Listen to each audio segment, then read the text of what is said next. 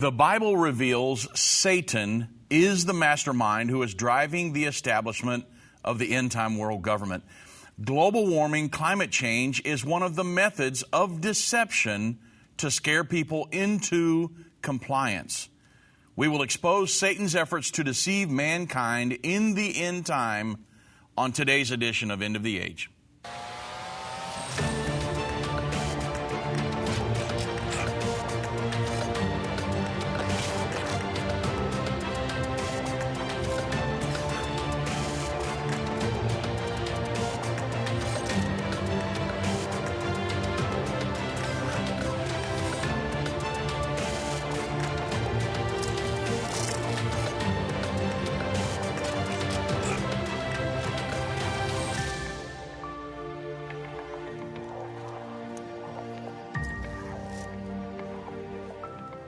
Well, good afternoon, everybody. I'm Dave Robbins with End Time Ministries, and thank you for joining me on this edition of End of the Age. One of the things I like to focus on is world government, world religion. I mean, Irvin deals a lot with Israel and the elections and all these different things, and honestly, those guys still don't have it all figured out yet. I'm going to be dealing today again with world government.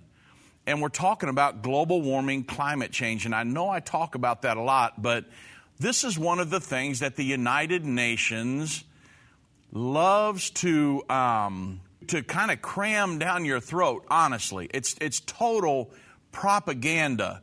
Because the Bible talks about a world government, prophesies a world government in the end time, and Satan is behind that, we've got to talk about it because Satan's method is deception.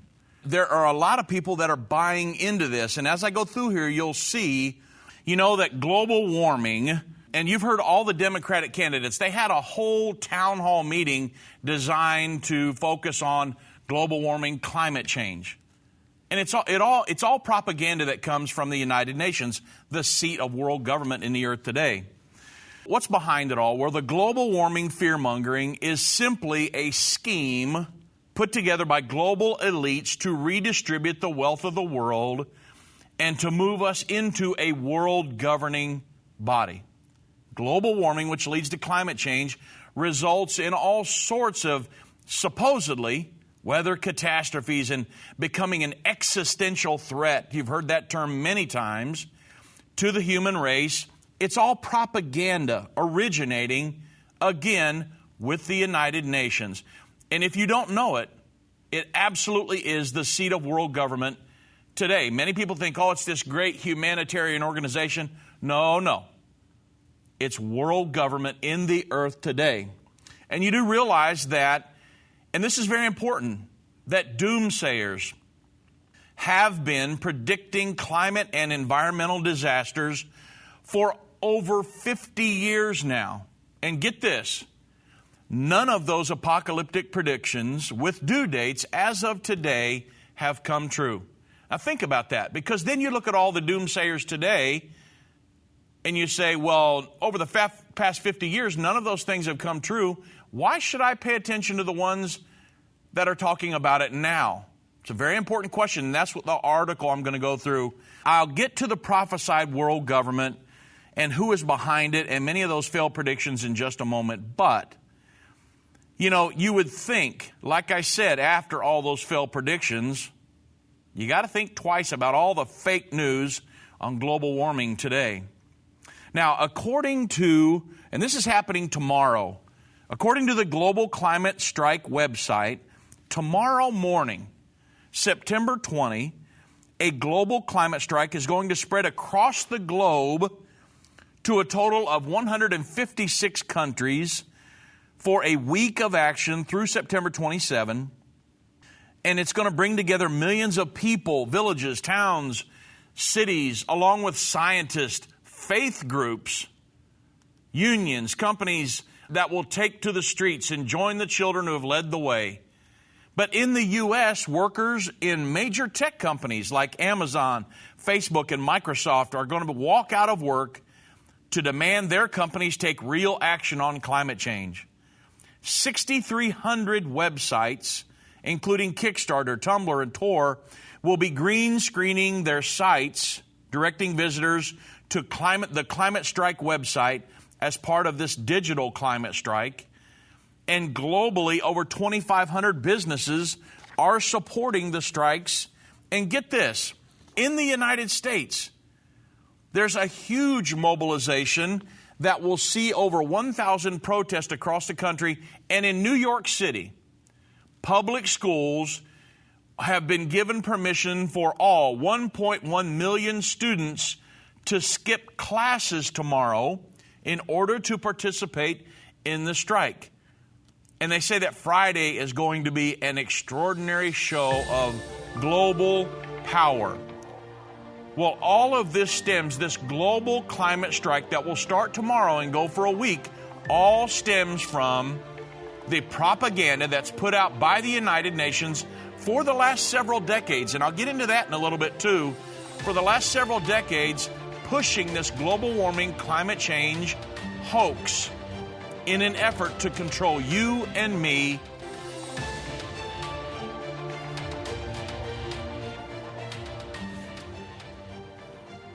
So you'll probably see it.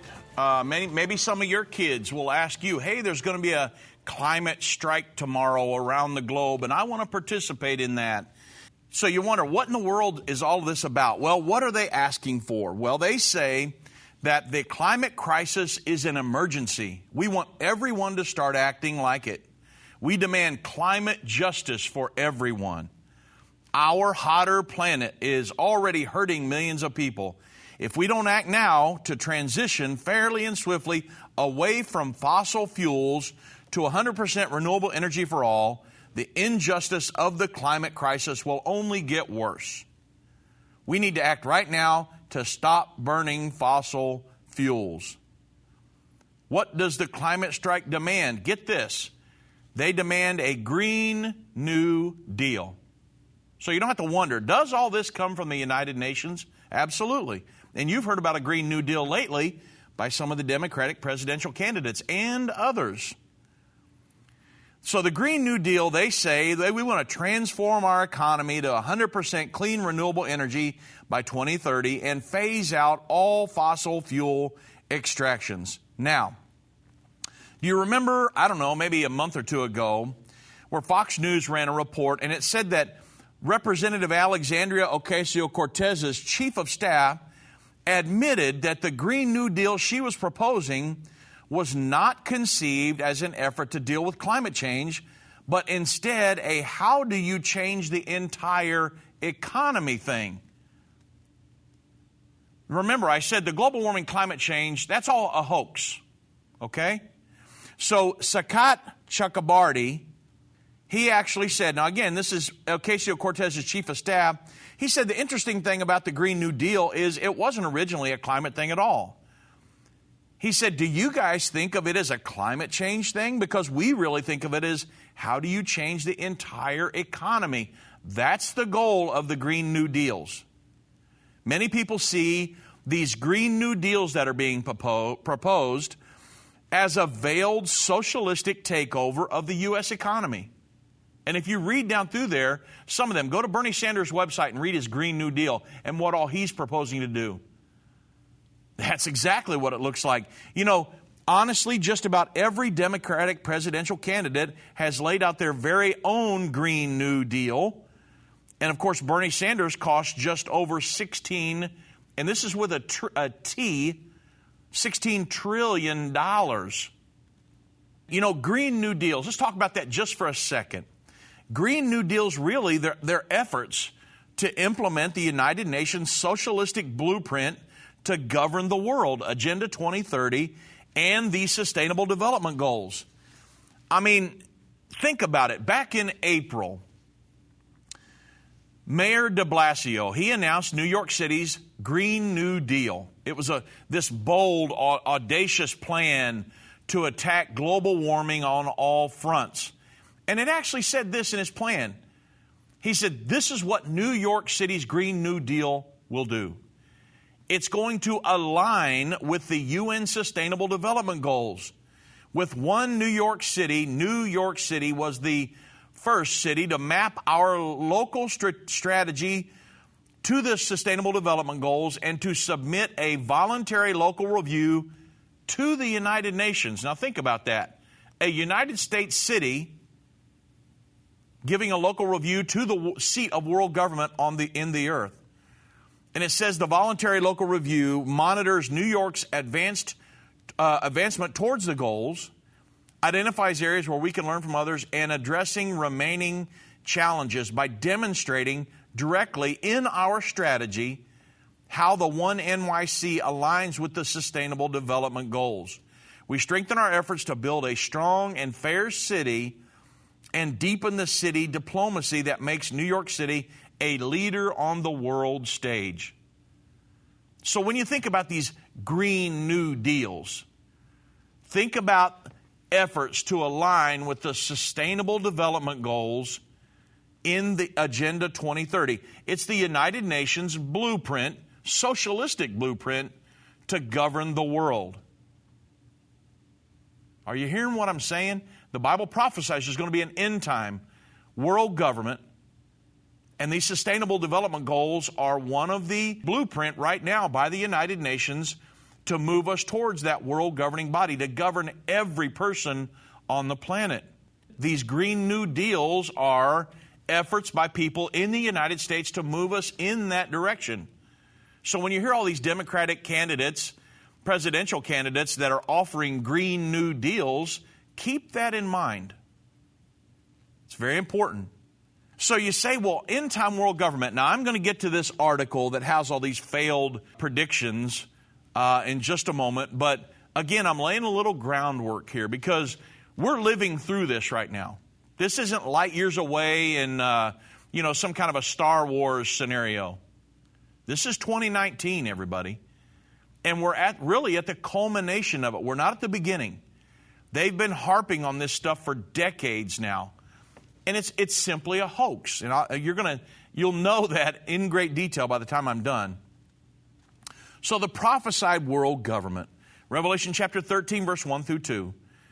John said, and I stood up on the sand of the sea, saw a beast rise up out of the sea, having 7 heads and 10 horns. And upon his horns 10 crowns, upon his heads the name of blasphemy. And the beast which I saw was like unto a leopard. Feet as the feet of the bear, mouth as the mouth of the lion. And the dragon gave him his power, seat, and great authority. This is a symbolic view. In Daniel chapter 7, these beasts are symbolized nations. When you get to Revelation 13, these nations have federalized into a one world governing body. So it says the dragon gave him his seat, power, and great authority. Who's the dragon? And Revelation 12:9 says, and the dragon was cast out, that old serpent called the devil and Satan. Here's a very key statement in Revelation 12:9. It says the serpent is called the devil and Satan, which deceiveth the whole world. This is exactly what the global warming climate change hoax is designed to do. The United Nations, the world government in the earth today is Satan's effort to establish his kingdom on the earth. Their propaganda, this global warming climate change hoax that they're putting out, is a very, very deceptive message. I mean, think of it. There are people that have bought into this all around the world, and they're going to be striking tomorrow for 1 week. From the 20th through the 27th, a global climate strike. And the Bible says that the devil, the dragon, that deceives the whole world. Global warming, climate change, which leads to all these catastrophes and weather catastrophes and all this stuff, it's a hoax. I know there are leading news sources that are saying, oh no, we've only got so many years left to save the planet. That's not true. The Bible specifically tells us, after the second coming of Jesus Christ in the Battle of Armageddon, that this earth that we're standing on will be here for another 1,000 years. Folks, the fact of the matter is God is controlling all this. I know I've said that a lot of times. Irvin says that, but there are a lot of people that they've simply taken God out of the equation. You cannot do that. We are simply human beings. I mean, I am a glorified dust ball that is just carrying around my spirit, awaiting to go to be with the Lord for eternity. That's all we are.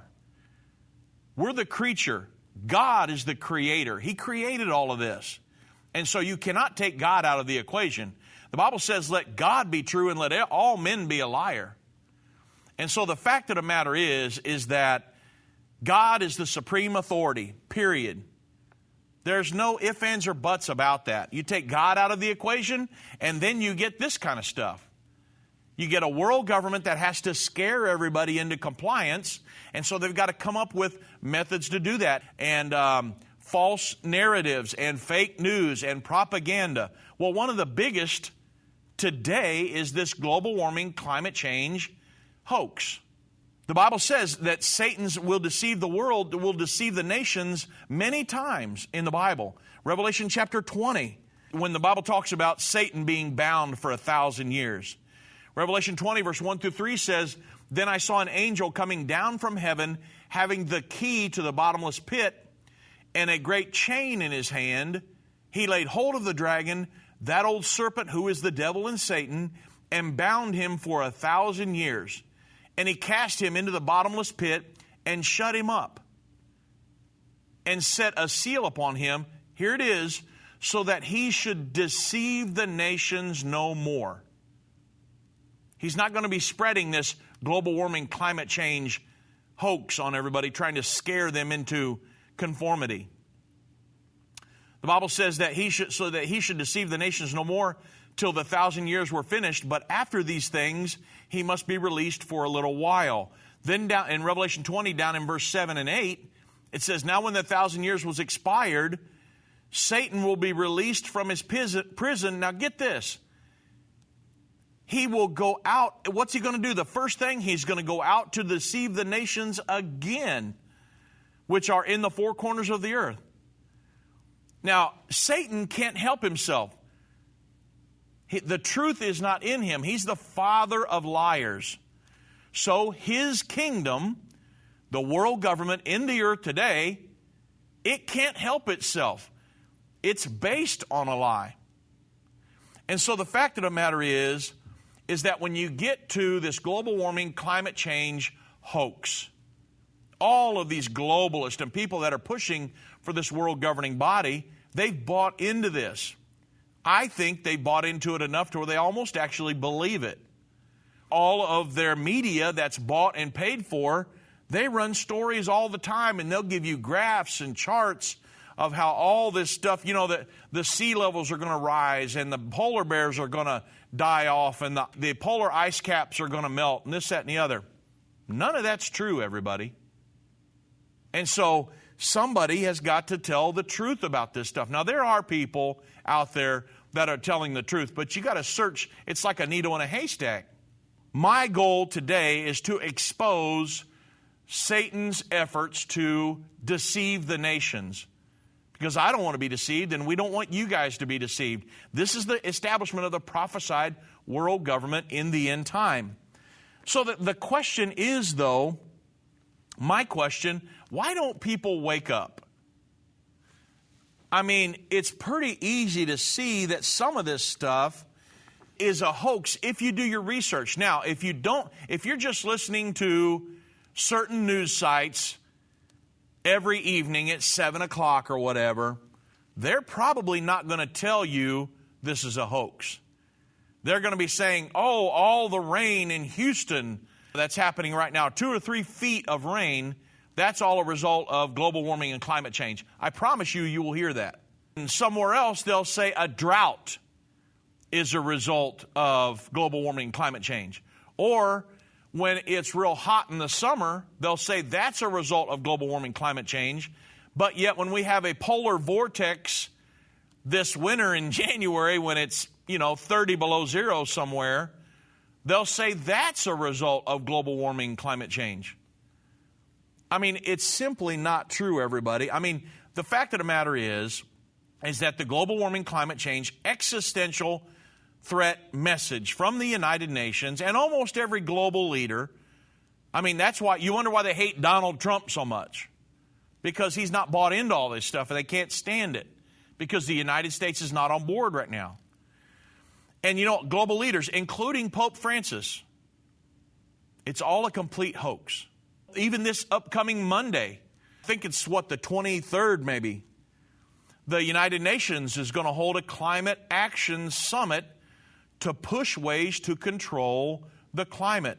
But that's all a ruse. They've been holding them summits for decades now. Nothing's changed. All they're trying to do is to figure out a way to redistribute the wealth of the world. That's what this all boils down to when you peel all the layers of the onion, get down to the core of it. They're trying to redistribute wealth. That's easily proven. Again, the United Nations is focused on this for decades. They've been having these climate summits and things like this for decades now. When you look at it, there are all these failed climate predictions. Now, I've got an article that I want to go through. I wish that you guys could all see this. I will give you the title to the article. You can go there. And if you want to look it up, it's from the Competitive Enterprise Institute. And the title of the article is Wrong Again.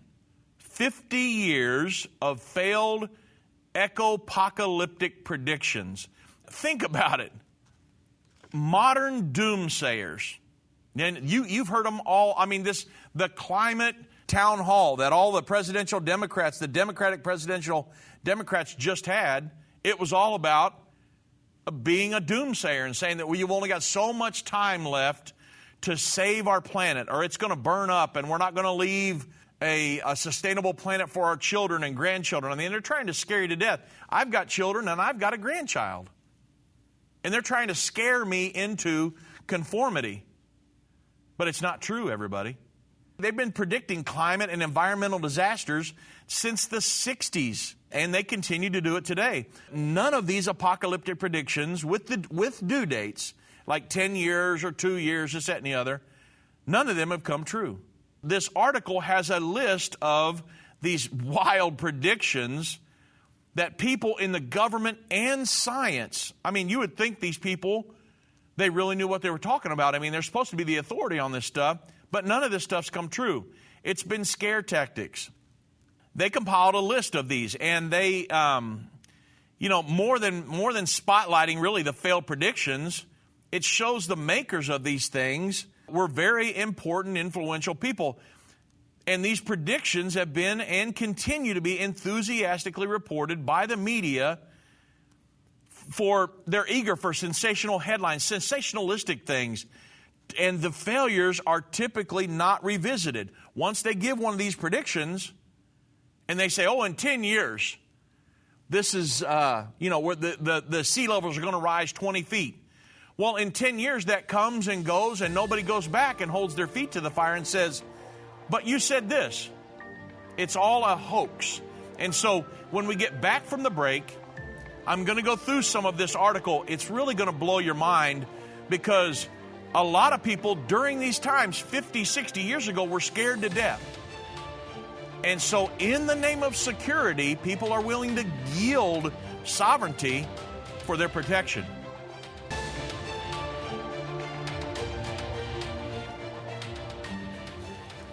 All right, so let's go down through some of this article here. It's really kind of amazing because some of these predictions, which are decades old now, will sound like some of the people you've been hearing in the news today.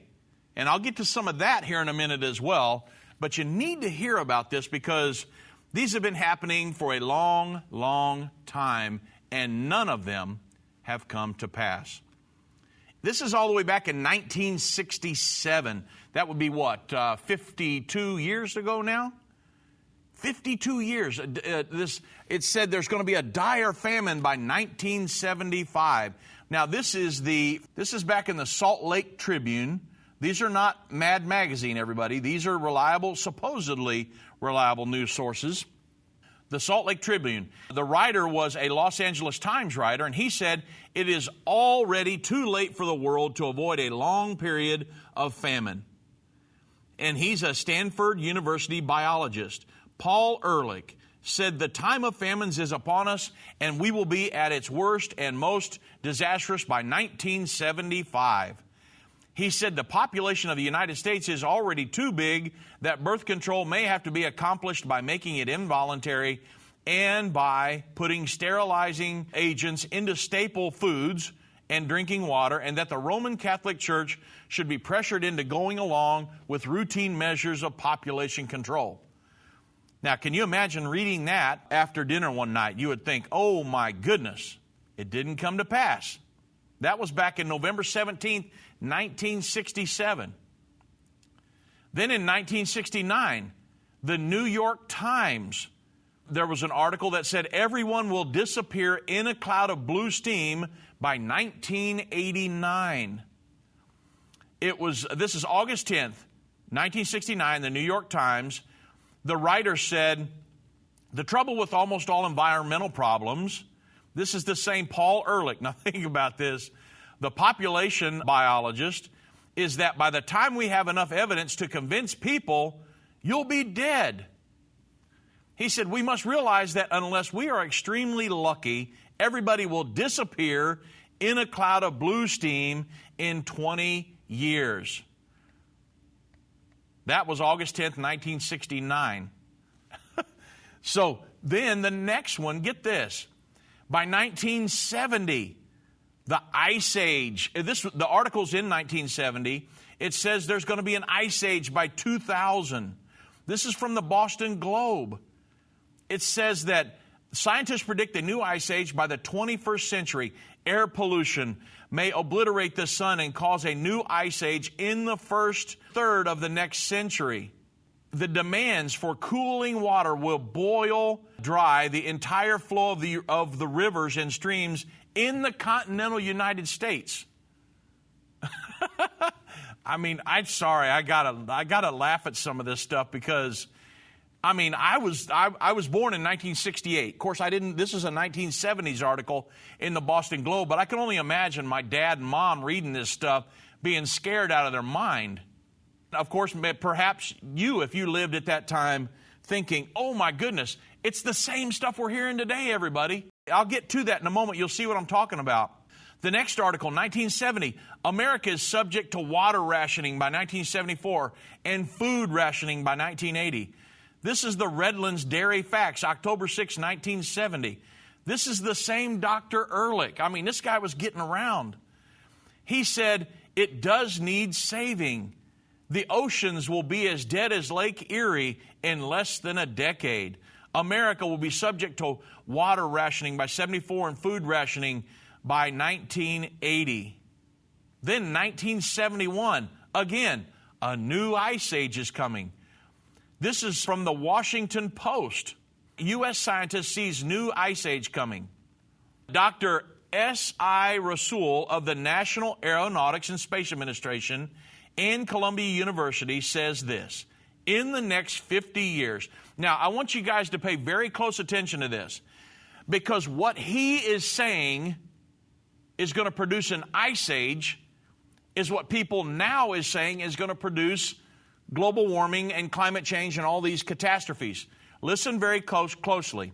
He says in the next 50 years, the fine dust man constantly puts into the atmosphere by fossil fuel burning could screen out so much sunlight that the average temperature could drop by 6 degrees.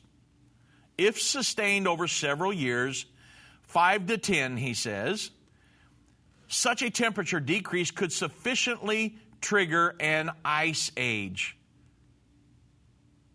But yet we have people today saying that fossil fuel burning is causing the global warming, which leads to climate change. So nobody can really make up their mind here. Then in 1972, a new ice age by 2070. Now this is from Brown University, and it's a letter to the President of the United States back in 72. It says the main conclusion of a meeting that was just held was that a global deterioration of the climate by order of magnitude larger than any hitherto experienced by civilized mankind is a very real possibility and indeed may be due very soon. They were harping on global warming, climate change again back then.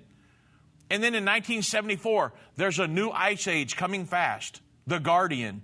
It actually states in here, it happens that blocking anticyclones play an important role in the characteristics of weather in the northern hemisphere and account for some adverse change in our own climate. Talking about another ice age. Time magazine, 1974, another ice age.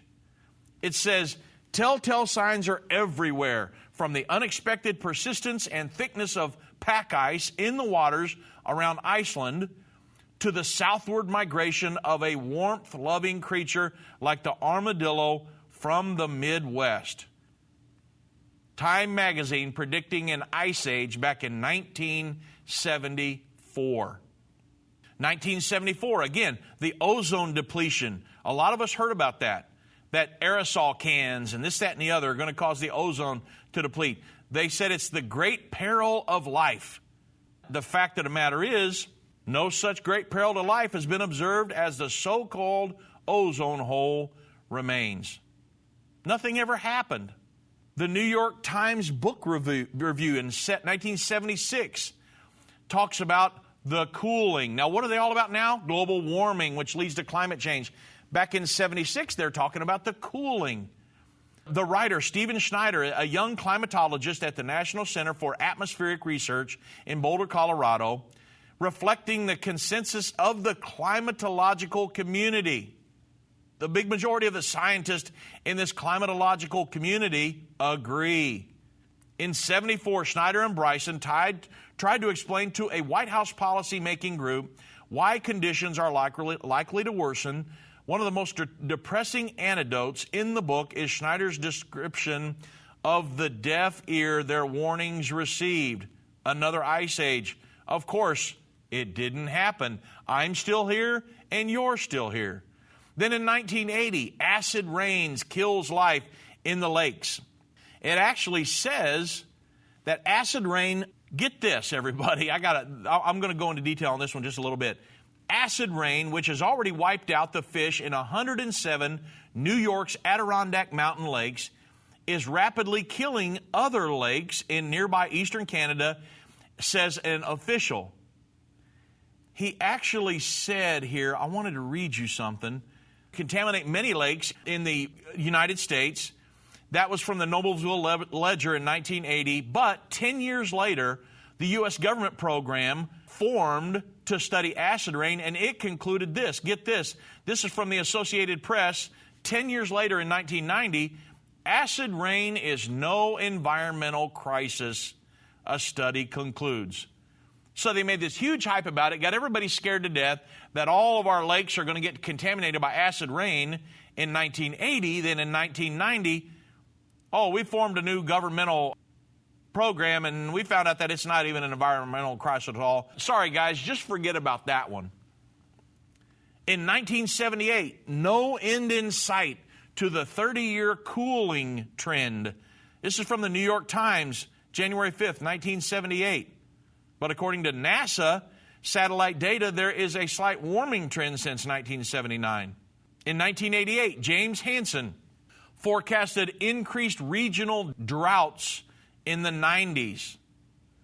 He said our climate model simulations for the late 80s and the 90s indicate a tendency for an increase of heat wave drought situations in the southeast and Midwest United States. The last really dry year in the Midwest was 1988. Recent years have been record wet. I mean, tell that to Houston right now that's got 2 or 3 feet of rain. All this drought. In 1988, Washington, D.C., the days over 90 degrees Fahrenheit from 35 to 85. It actually says, this is from the Gannett News Services, if you like last summer's record temperatures, you're going to love the 90s. In the 1990s, says James Hansen, the NASA scientist, who during congressional hearings on the Midwestern drought linked greenhouse warming to a heat wave.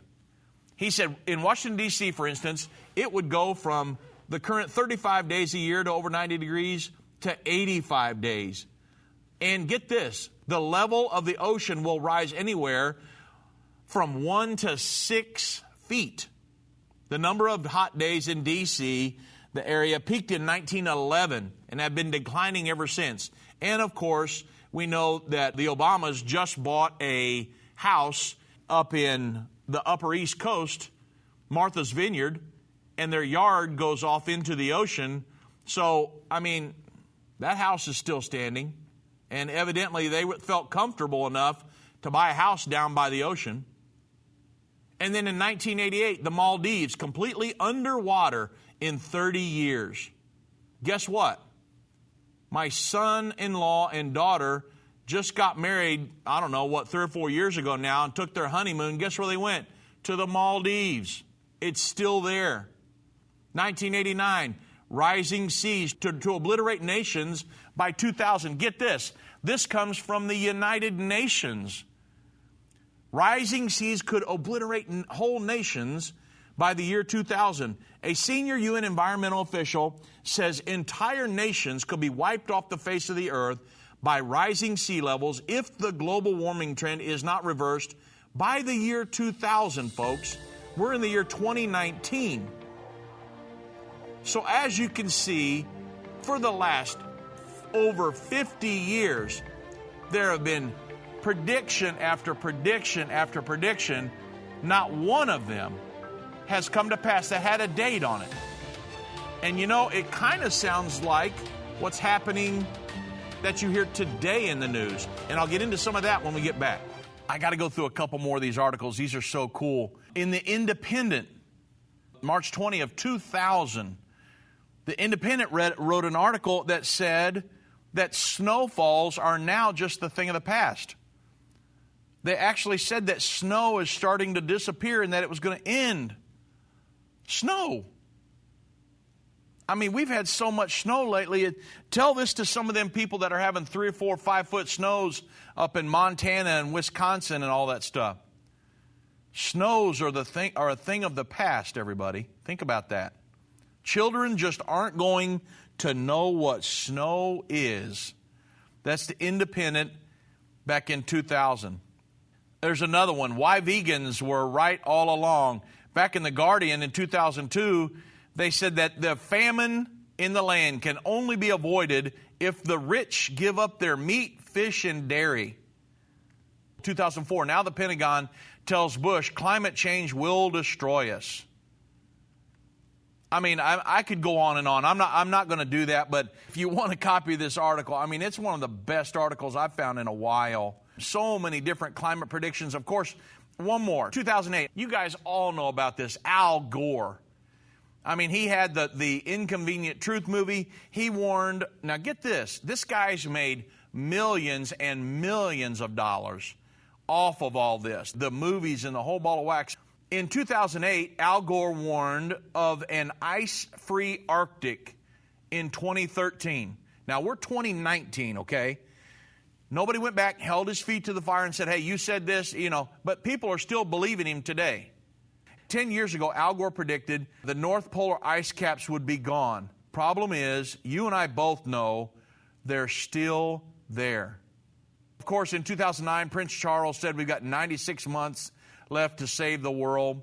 The reason I wanted to bring this up is because of this global warming, climate change scare that we hear today. And I mean, I've got a lot more I could go through, but I won't.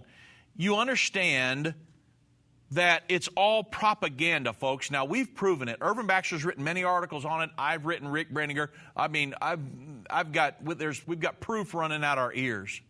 It's a hoax. It's all designed. It's propaganda from the United Nations to govern your life, to govern my life. It's to get us scared into conformity with this blueprint that the United Nations has put out called the Sustainable Development Goals, Agenda 2030. They're trying to control our lives. They want to redistribute the wealth from the developed nations to the underdeveloped nations of the world. It's what it's all about. And into some of their pockets as well, to be honest. But think about it. You remember, I just went through all of these climate predictions for the last over 5 decades. None of them have come to pass. Ice ages and droughts and snow disappearing, the ice caps disappearing. But today, Ocasio-Cortez says the world is going to end in 12 years if we don't address climate change, and your biggest issue is how we're going to pay for it? People were balking at her Green New Deal, which was going to cost billions of dollars, and she said, our biggest issue is that the world's going to end in 12 years if we don't know anything in climate change, and you're worried about how we're going to pay for it? Who cares about how we're going to pay for it? We just need to do something. Beto O'Rourke said, the clock is ticking. The scientists tell us that there are roughly 10 years left to free ourselves from a dependence on fossil fuel. Bernie Sanders says climate change is real, human-caused, and already creating devastating problems, that there's a brief window to act before irreparable harm results, and that the United States should shift to cleaner energy sources. Joe Biden said global warming, should it occur in accord with the direst predictions, would be a catastrophe of biblical proportions for the entire world. The human activities that could bring it about, the inefficient burning of fossil fuels, the destruction of tropical forests are occurring right now. And unless these activities are changed in the next few years, a disastrous and irreversible warming could become inevitable. So you can see why I wanted to go through, because you're hearing this. When you hear the debates coming up, they'll be all over Donald Trump because he doesn't believe global warming and climate change, and he pulled us out of the Paris Climate Agreement, which all of the Democratic presidential candidates have said pretty much day one they'll put us back into that agreement. This town hall that was just held a week or two ago, that they're saying we've only got a short period of time to attack climate change and global warming, or the earth is just going to, there's going to be irreparable damage, and we're not going to leave anything for our kids and grandkids, and we're trying to scare you to death. They've been doing it since before I was born for several decades now, and none of those things have come to pass. So why would you believe the doomsayers now and the earth's going to burn up and this, that, and the other? So you say, well, what's all really behind that? Well, the fact of the matter is, there is an effort in the earth today to create a socialistic one world governing body. And that is, Satan is trying to build his kingdom. Now, it's very important that we understand this. The Bible says, when it gives a depiction of Revelation 13, 1 and 2, that Satan gave it its seat, power, and its great authority. So Satan has always been against God. Satan knows that God is coming back to establish his kingdom in the very near future. So he's trying to establish his kingdom here on the earth. The Bible talks about his kingdom in several places. He's trying to institute a physical kingdom here on the earth to control you and me. It's world government. That's why it's so deceptive. And the United Nations, all these efforts towards a world government is based and built on deception, on a lie. Global warming, climate change, it goes right along with that. It's part of the agenda. That's why I wanted to go through all these articles today and then go through some of what you hear in the news every day. There's 10 years left. There's 12 years left. We've got to do something in the next few years, or we're not going to leave anything for our children and grandkids and things like that. None of that is true. All they want to do is redistribute wealth and have a world government. And it's the world government that the Antichrist will reign over, a socialistic world government. We've witnessed over the last several years the political successes of open socialistic candidates in government. Why not? It sounds great, doesn't it? Who wouldn't want Medicare for all and tuition-free public college, free health care, and government-guaranteed jobs? That sounds awesome. It's what we've all been waiting for, right? The promise, among others, that they're going to have this miraculous turn in the United States into this perfect utopian society.